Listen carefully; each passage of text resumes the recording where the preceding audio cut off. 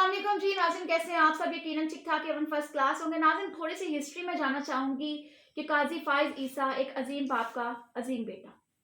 यहाँ पर मैं बात करूंगी कि चीफ जस्टिस काजी फाइज बिलाशुबा एक बड़े खानदान से ताल्लुक रखते हैं जिन्होंने पाकिस्तान बनाने में एक अहम किरदार अदा किया। काजी फाइज ईसा के वालिद काजी मोहम्मद ईसा ने पाकिस्तान बनाने और फिर बलूचिस्तान को पाकिस्तान में शामिल करने में एक अहम किरदार अदा किया है।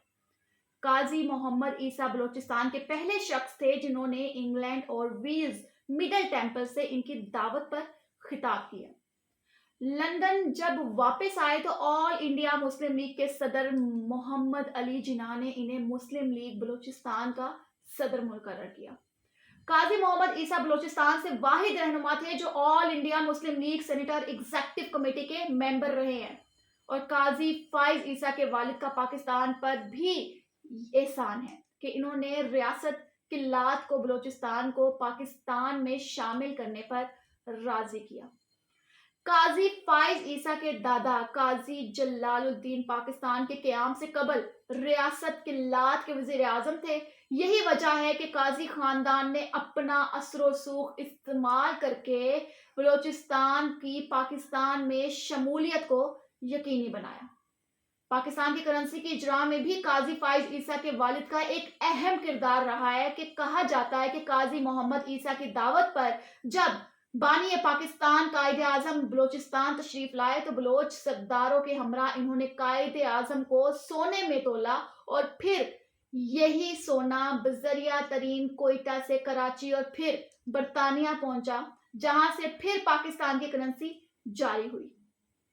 बानी पाकिस्तान कायद आजम को कराची में घर भी काजी फाइज ईसा के वालिद ने रियासत किल्लात से लेकर गिफ्ट किया था।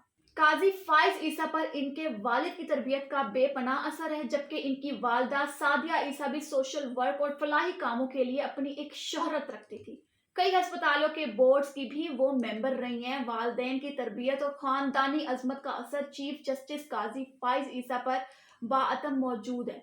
इन्होंने वालदैन से असूलों पर समझौता ना करने और मुश्किल तरीन वक्त में भी डट कर मजम्मत करना सीखा है। काजी फाइज ईसा को आइन की हुक्मरानी और कानून की पासदारी का पाकिस्तान का अलमदार समझा जाता है, और इसीलिए जब इनके खिलाफ तहरीक इंसाफ की हुकूमत में सदारती रेफरेंस लाया गया तो इन्होंने आइन की हुक्मरानी को यकीनी बनाने के लिए आखिरी दम तक लड़ने का फैसला किया। काजी फाइज ईसा का चौंके दामन साफ था तो इन्होंने प्रोपेगेंडा, झूठ और फरेब को सच से शिकस्त देने की ठानी, और फिर सब ने देखा कि वो फतह याब हुए, और यही नाकामी है दूसरी लोगों की। पाकिस्तान की पूरी अदालती तारीख में वो वाहिद जज हैं जिन्होंने अपने और खानदान के तमाम असासों का रिकॉर्ड पब्लिक करते हुए सुप्रीम कोर्ट ऑफ पाकिस्तान की वेबसाइट पर डाला है। चीफ जस्टिस पाकिस्तान का ओहदा संभालने के बाद वो इस कोशिश में है कि अदालती निज़ाम में ना सिर्फ दुरुस्तगी आए बल्कि तारीखी गलतियों को भी मानकर इनको दुरुस्त किया जाए। इसलिए मुख्तलिफ केसेस की समाअत के दौरान पाकिस्तान की तारीख की दुरुस्तगी के लिए वो बार बार ऐसे रिमार्क्स कसरत से देते हैं जिससे माजी की तारीख गलतियों की तलाफी कर सके। तहरीक इंसाफ को तो इनसे खुदा वास्ते का बैर है ही, लेकिन इंतखाबी निशान बल्ले वाले केस के बाद तो इनके खिलाफ प्रोपेगेंडा करना शुरू कर दिया, जो सिलसिला शुरू हुआ है, रुकने वाला नहीं है। इन अकल के अंधों को ये नहीं पता कि चीफ जस्टिस काजी फाइज ईसा आइन की हुक्मरानी और कानून की पासदारी करते हुए कभी नजरिया जरूरत की हामी नहीं हो सकते हैं। पूरी कौम ने सुप्रीम कोर्ट को लाइव स्ट्रीमिंग कार्रवाई में खुद सुना है कि चीफ जस्टिस तहरीक इंसाफ के लिए हर मुमकिन गुंजाइश निकालने की कोशिश की है, लेकिन वो क्या कर सकते थे जब खुद तहरीक इंसाफ ने अपनी सियासी खुदकुशी की हुई है।